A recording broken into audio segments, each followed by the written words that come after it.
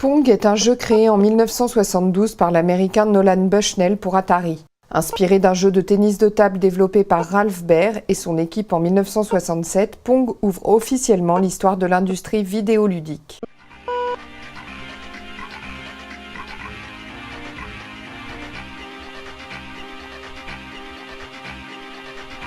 Musicien de formation, Philippe Ulrich est le fondateur de la société Cryo Interactive. En 1987, il crée avec Didier Bouchon l'Arche du Capitaine Blood qui rencontre un succès international.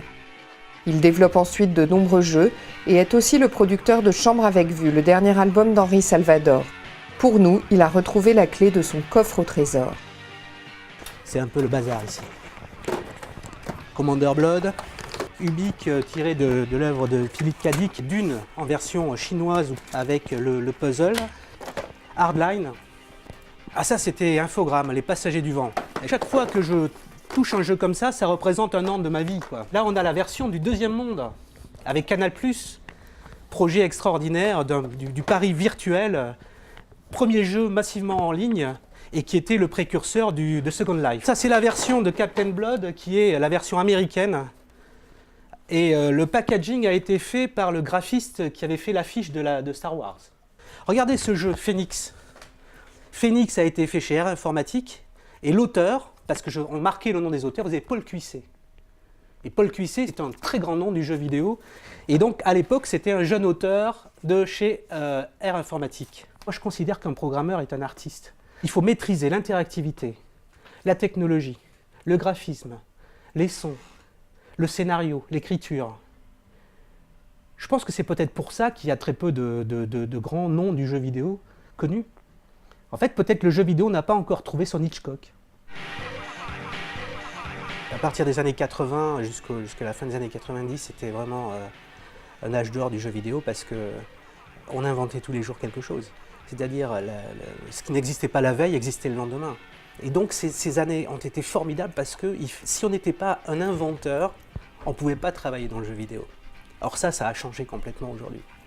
Le jeu vidéo a servi à contaminer d'une bonne manière, c'est-à-dire à vulgariser la technologie auprès des gens, de la population, en règle générale, depuis 20 ans, 30 ans. Et ça, c'est formidable parce que si la technologie était entre les mains de quelques nantis, la société serait gravement en danger.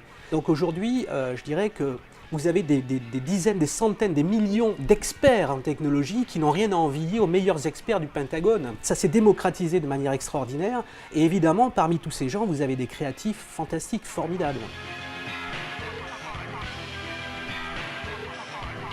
Tout ce qui va arriver et tout ce qui est arrivé est dans Pong. Vous avez l'avatar, ça c'est moi, je bouge ma raquette.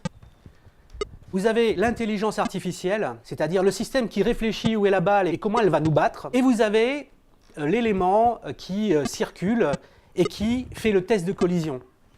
Moi, ce qui m'intéresse, c'est cette raquette-là. C'est l'intelligence qu'il y a en face du joueur. D'autres vont vous dire, je préfère la balle. Ce sont les gens qui préfèrent faire des jeux de simulation, comme par exemple des courses de voiture ou des jeux de foot, etc. Et vous avez des gens qui vont être passionnés par l'avatar.